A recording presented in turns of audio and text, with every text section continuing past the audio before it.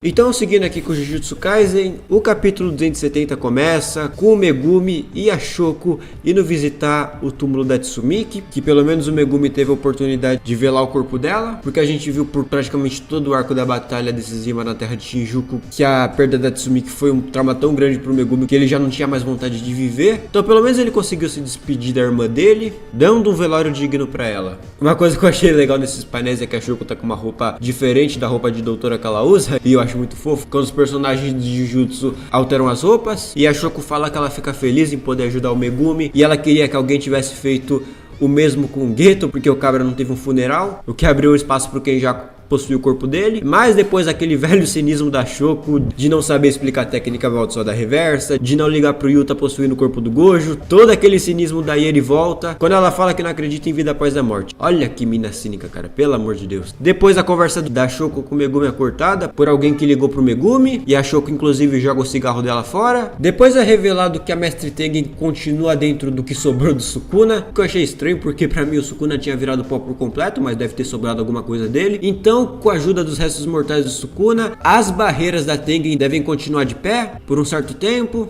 E é revelado que quem tava falando isso era o Gakuganji Altahime e a Nita, que finalmente voltou, porque ela tava sumida praticamente o mangá inteiro. Se pá, o irmão dela deve ter aparecido mais que ela. Então o Gakuganji fala de que as barreiras eventualmente podem quebrar. Eles não devem se apressar por isso, porque todo mundo que sobrou ainda é muito jovem.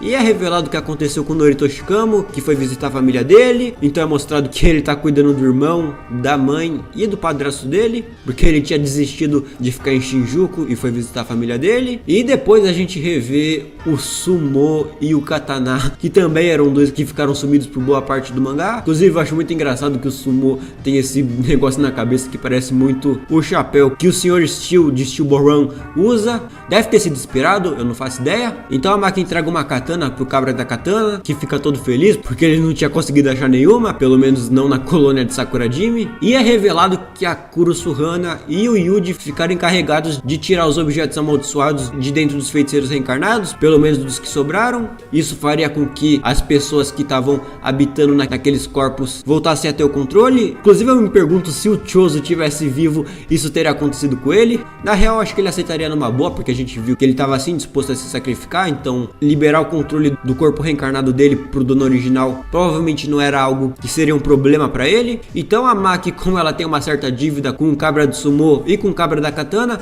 ela fala pros dois se cuidarem e fugirem enquanto dá tempo, porque senão os dois vão acabar sendo exorcizados, porque os dois também são feiticeiros reencarnados. E ela fez isso porque ela tem uma certa gratidão pelos dois, por eles terem guiado ela a uma certa iluminação, similar a que o Gojo passou no arco de Inventário Oculto. Isso inclusive foi algo que eu esqueci de falar no meu vídeo sobre a Maki no canal principal, porque uma coisa essencial do arco dela na colônia de Sakurajime é entender todos os paralelos que esse arco dela tem com o budismo, mais especificamente o Zen budismo, que é uma prática de meditação muito guiada por professores que ajudam eles a chegar em uma autorrealização. Me corrija se essa descrição estiver errada, por favor. Onde é revelado que a Maki nunca teve respeito por professores como o Gojo e o Kusakabe, não por falta de respeito, mas sim porque ela nunca se sentiu entendida por eles.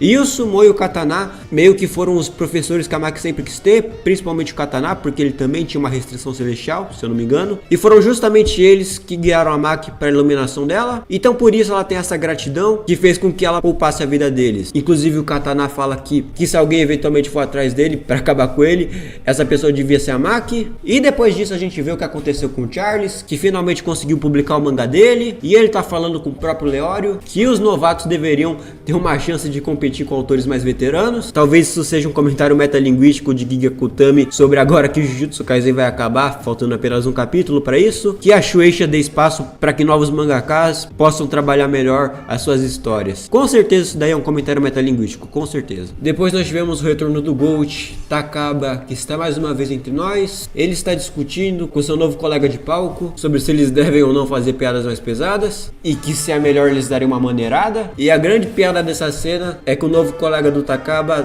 tá constantemente com o rosto tampado.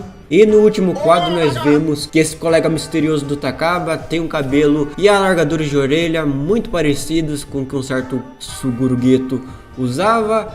E essa é a grande piada desse quadro. A gente não sabe a identidade desse novo colega do Takaba, então pode ser apenas um amigo imaginário que ele criou, pode ser um avatar com a aparência do Geto / Kenjaku, que a técnica do Takaba criou, porque o Kenjaku meio que foi a única pessoa que entendeu o Takaba, então ele criou esse cara pra ele não se sentir sozinho. Pode ser apenas um sósia do Geto, e essa é a grande piada desse capítulo. Pode ser o próprio Suguru Geto que deu um jeito de voltar, o que é meio difícil porque é deixado a entender que a cabeça do Geto foi devidamente degustada pela Rika, junto com o cérebro do Kenjaku. Mas independente de quem for, independente se for um sósia, independente se for um amigo imaginário, independente se for o Geto, independente se for o Kenjaku, no fundo, isso é uma grande piada, e eu duvido que isso vai ser relevante pro próximo capítulo, apesar de que eu acredito que vai ter um Jujutsu Kaisen 2, ou pelo menos uma história que se passe no mesmo universo, porque esse capítulo pra mim deixou algumas coisas soltas propositalmente para serem futuramente exploradas em uma nova história, e esse novo amigo do Takaba deve ser relevante pra Jujutsu Kaisen 2, mas eu acho muito difícil que ele vai ter alguma relevância pro próximo capítulo. Depois a gente vê que Giga Kutami é provavelmente a pessoa que mais ama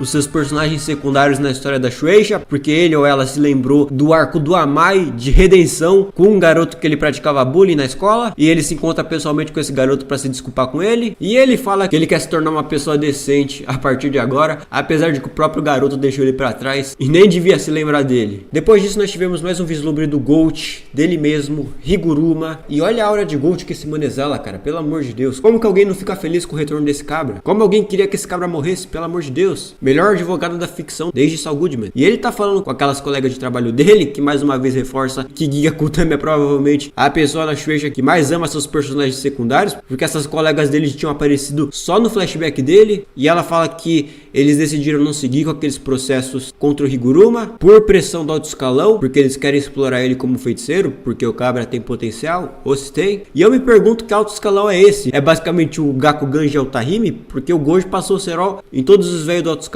então deve ser só o Gakugan de Altahime que ele tá se referindo aqui. Que mais uma vez reforça de que Jujutsu Kaisen pode eventualmente ganhar uma continuação, do mesmo jeito que Jujutsu Kaisen tá pra Jujutsu Kaisen 0, porque o Higuruma é um personagem que dá pra trabalhar muita coisa com ele, e esse capítulo deixou isso muito claro. Depois disso nós tivemos o retorno da Anjo, que fala que o Sukuna só conseguiu persuadir a Hana depois que ele conseguiu assumir o corpo do Megumi, utilizando das memórias que o Megumi tinha de quando ele era criança, da primeira vez que ele se encontrou com a Kurusu Hana. E ela fala que a Hana não precisa mais ficar embaraçada, porque agora o Megumi já sabe de tudo. E o próprio Megumi se lembra daquela cena brutal do Sukuna arrancando o braço da Hana, que inclusive muita gente até hoje se questiona o que aconteceu ali, porque o Sukuna distorce o rosto dele por completo pra conseguir fazer isso. Eu até hoje acredito que isso daí foi só uma exagerada que Giga Kutami deu na arte pra demonstrar agressividade. Eu não acho que isso seja necessariamente um poder de Sukuna, apesar de que quando ele tava com o corpo sem estar reencarnado por completo, ele conseguia manipular a carne dele normalmente, criando bocas pelo corpo. Inclusive o Megumi tá com uma cicatriz embaixo do olho, que é um tanto quanto similar àquelas marcas que o Itadori tinha quando ele tinha o Sukuna no corpo, e que depois que o Sukuna saiu do corpo do Itadori, ele perdeu essas marcas. Então se ainda tiver alguma coisa do Sukuna dentro do Megumi, essa cicatriz deve se transformar em um olho, que nem acontecia com o Itadori. E o Megumi fala que ele vai se responsabilizar por esse ato,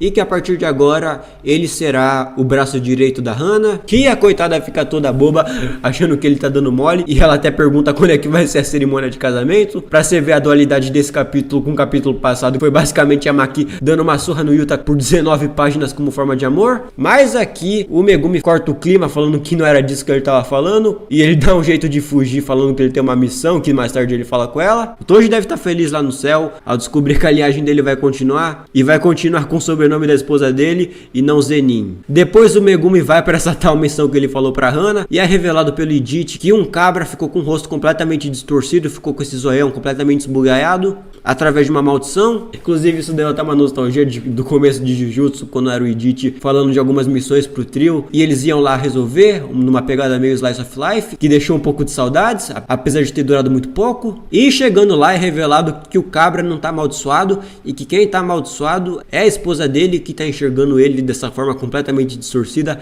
e completamente engraçada. Giga Kutami definitivamente consegue desenhar umas caretas muito bem.